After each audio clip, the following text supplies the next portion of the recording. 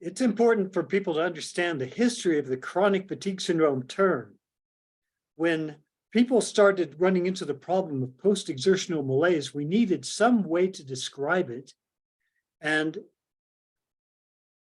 chronic fatigue sprung to mind because it was sort of a malaise after exertion that didn't go away. Now, chronic means persistent. Fatigue was a transient, pleasant sensation that you feel after working hard and relaxing. So the two don't really go together.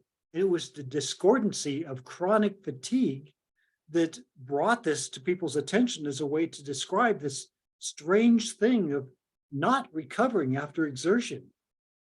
Well, this was quickly co-opted to mean persistent tiredness. Doctors distorted it as if you were saying nothing more than, oh, I'm just tired all the time. In fact, that was the joke, tired all the time, T-A-T-T.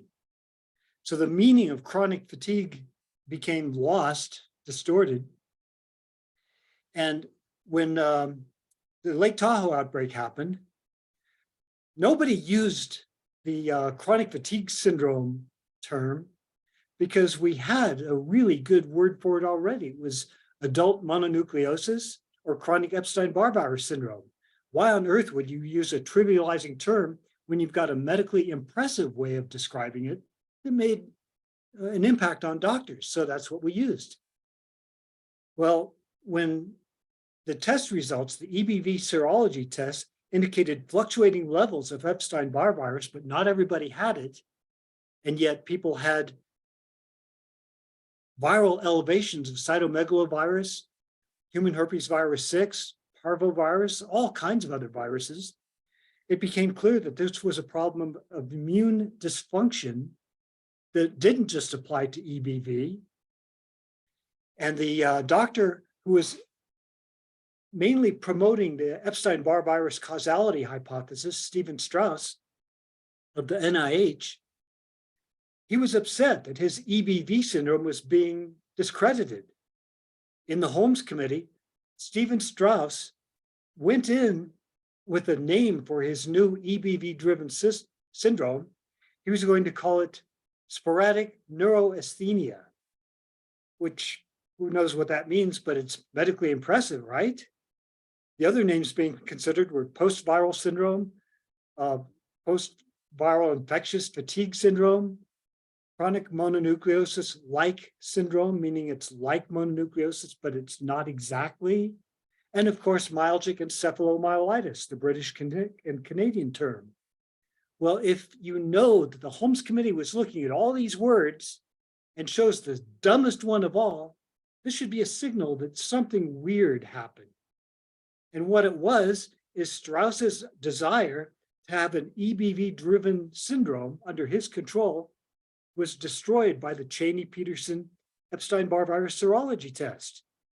The evidence showed Dr. Gary Holmes that we couldn't continue on thinking of this as driven by Epstein-Barr virus.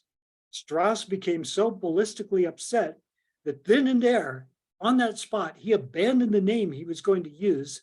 And from that point on, the only name that would serve was chronic fatigue syndrome, the dumbest name of all.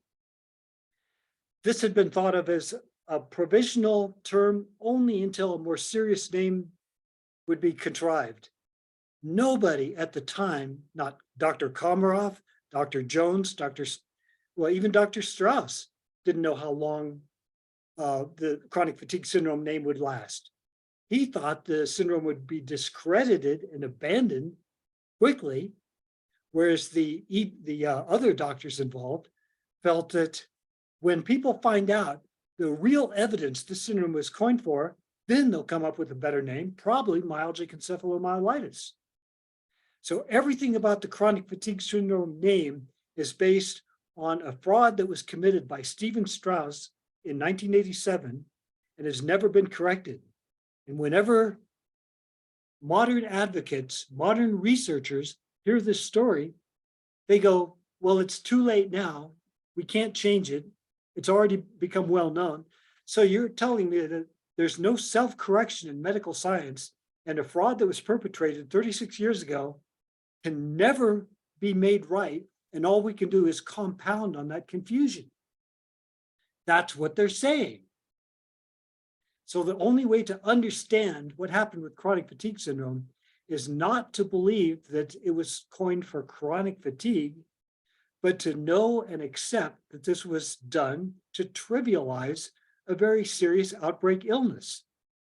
And once somebody understands that, they can't unknow it and proceed to go on expressing it as if it were chronic fatigue. And that's exactly what most of our medical professionals, doctors, and even advocates are doing.